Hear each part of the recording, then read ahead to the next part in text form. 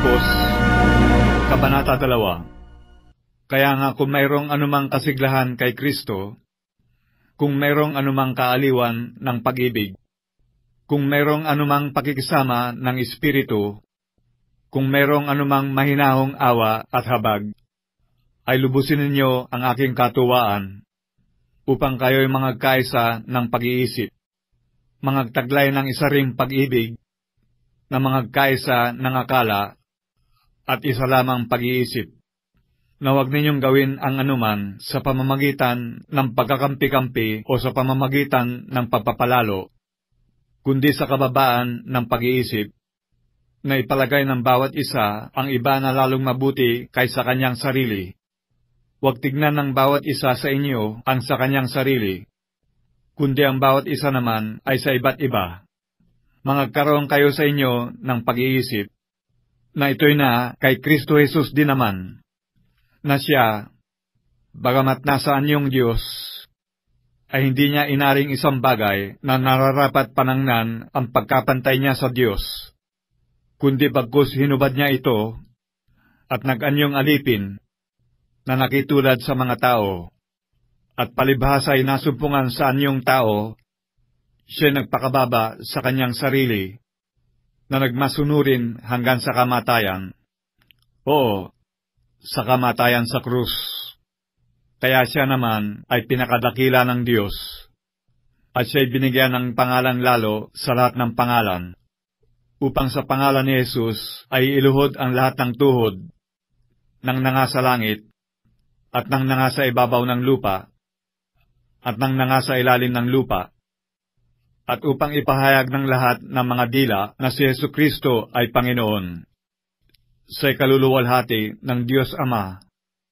Kaya nga, mga minamahal ko, kung paano ang inyong laging pagsunod, na hindi lamang sa harapan ko, kundi bagkus pa ngayong ako'y wala, ay lubusin ninyo ang gawain ng inyong sariling pagkaligtas na may takot at panginginig, sapagat Diyos ang gumagawa sa inyo maging sa pagnanasa at sa paggawa, ayon sa kanyang mabuting kalooban.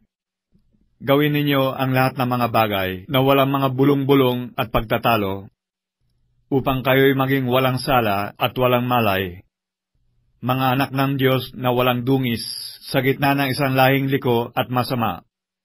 Nasa gitna nila'y lumiliwanag kayong tulad sa mga ilaw sa sanglibutan, na nagpapahayag ng salita ng kabuhayan, upang may ipagkapuri ako sa kaarawan ni Kristo, na hindi ako tumakbo ng walang kabuluhan, ni nagpagalman ng walang kabuluhan.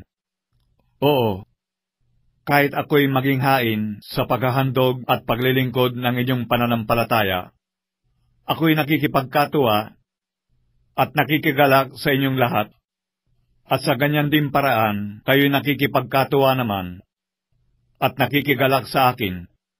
Datapwat, inaasahan ko sa Panginoong Hesus na suguing madali sa inyo si Timoteo, upang ako naman ay mapanatag, pagkaalam ko ng inyong kalagayan. Sapagat walang taong katulad ko ang pag-iisip na magmamalasakit na totoo sa inyong kalagayan, sapagat pinagsisikapan nilang lahat ang sa kanilang sarili, hindi ang mga bagay ni Jesucristo. Ngunit nalalaman ninyo ang pagkasubok sa Kanya na gaya ng paglilingkod ng anak sa Ama, ay gayon naglilingkod siyang kasama ko sa ikalalaganap ng Ebanghelyo. Siya nga ang aking inaasahang suguin madali, pagkakita ko kung ano ang mangyayari sa akin. Datapwat, umaasa ako sa Panginoon, na diya'y makararating din naman akong madali. Ngunit inakala kong kailangang suguin sa inyo si Epaprodito, na aking kapatid at kamanggagawa, at kapwa-kawal at inyong sugo at katiwala sa aking kailangan. Yamang siya'y nananabig sa inyong lahat, at totoong siya'y namanglaw, sapagat inyong nabalitaan na siya'y may sakit. Katotohanan ngang nagkasakit siya na malapit na sa kamatayan. Ngunit kinahabagan siya ng Diyos, at hindi lamang siya kundi pati ako, upang ako'y huwag magkaroon ng sapin-saping kalumbayan.